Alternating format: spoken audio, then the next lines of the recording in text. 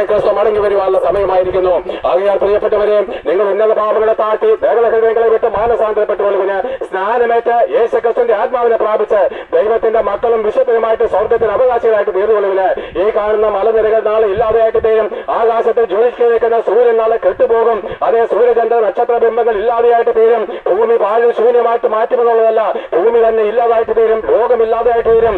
ലോകം അവസാനിക്കും. പ്രപഞ്ചഗോളങ്ങൾ മാറിപ്പോകും.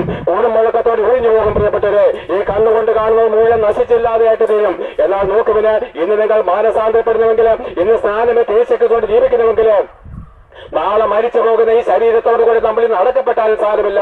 ഇന്നാണ് യേശുക്രിസ്തു മടങ്ങി വരുന്നെങ്കിൽ ഇങ്ങനെ മാനസാന്തരപ്പെടുന്നതിന്റെ എണ്ണമില്ലാത്ത പാപങ്ങളെ അവൻ കഴുകിയും അവൻ നിന്നെ ശുദ്ധീകരിക്കും. പിന്നെയോ, നമ്മൾ യേശുക്രിസ്തു മടങ്ങി വരുമ്പോൾ കല്ലറകളെ വിട്ട് എഴുന്നേക്കും. തേജസ്സും തലക്കമേറിയുമായിരിക്കുന്ന ശരീരം അവൻ നമ്മളെ ധരിപ്പിച്ച് 1000 വർഷം ഭരിപ്പാനായിട്ട് യേശുക്രിസ്തു ഭൂമിയുടെ ഏകാധിപതിയായിട്ട് മടങ്ങി വരുമ്പോൾ നാം അവനോട് കൂടി 1000 വർഷം ഭൂമിയിൽ ജീവിക്കും.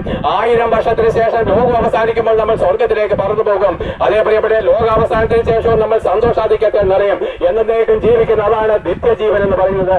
യേശുക്രിസ്തുവിന്റെ ആത്മാവ് നിത്യജീവൻ. അത് നമുക്കുണ്ടെങ്കിൽ ഇനി മരണത്തിൽ നമ്മളെ പിടിച്ചു വെക്കാൻ സാധ്യമല്ല. കല്ലറയിലേക്ക് പോകുന്ന മരണം ഈ ധരിച്ചു പോകുന്ന ശരീരം മാറ്റി തേജസ്സേറിയ ഒരു പുതിയ ശരീരം ധരിപ്പാനത്ര ഈ മരണം. എന്നാൽ അതിനുശേഷമാകുന്നു ആത്മമരണം. അത് ഭയാനകമാണ്. അതിൽ നമുക്ക് ജയിക്കാനൊന്നേ ഉള്ളൂ. ഭൂമിയിൽ ജീവിച്ചിരിക്കുമ്പോൾ മാനസാന്തരപ്പെട്ട് സ്നാനമേറ്റ് വിശുദ്ധിയോടെ ജീവിച്ചുകൊള്ളുവൻ. അല്ല, നിങ്ങൾ ഇതിനെ തള്ളിക്കളഞ്ഞ അഹങ്കാരത്തോടു കൂടിയാണ് മരിക്കുന്നെങ്കിൽ, അല്ല വള്ളിയിൽ തന്നെ തിരുമേനിയായാലും ശരി പ്രിയപ്പെട്ട മാനസാന്തരപ്പെടാതെയാണ് മരിക്കുന്നെങ്കിൽ, ഇന്നാണ് യേശുക്രിസ്തു മടങ്ങി വരുന്നെങ്കിൽ, ഇന്നേക്ക് 1000 ആണ്ട് കഴിയുന്ന ലോകം അവസാനിക്കുമെന്നും. അന്ന് പ്രിയപ്പെട്ടവരെ, അഹങ്കാരികളായിരിക്കുന്നവരെല്ലാവരും എന്താണ് താളടിയായിട്ട് തീരും. വയലിലെ കറ്റയ്ക്ക് തീ ഇടുന്നത് പോലെ അന്ന് അഹങ്കാരികൾ എന്താണ് തീക്കെറിയായിട്ട് തീരും. പ്രിയപ്പെട്ടവരെ, പാപിയായിട്ട് അടക്കപ്പെട്ട എല്ലാവരും മതമോ ജാതിയോ രാഷ്ട്രീയമോ വെളുപ്പോ കറുപ്പോ ഇല്ലാതെ ലോകാവസാന ദിവസം ഇതുപോലെ ഉയർത്തെഴുന്നേറ്റ് യേശുക്രിസ്തുവിന്റെ സിംഹാസനത്തിന്റെ മുമ്പിൽ നിൽക്കുമ്പോൾ നിങ്ങളുടെ സകല രഹസ്യങ്ങളും പാപങ്ങളും ദൈവം പരസ്യപ്പെടുത്തി നിന്നെ പ്രിയപ്പെട്ടവരെ നിത്യമാർഗം നരകാത്തിയിലേക്ക് എറിഞ്ഞു കളയും.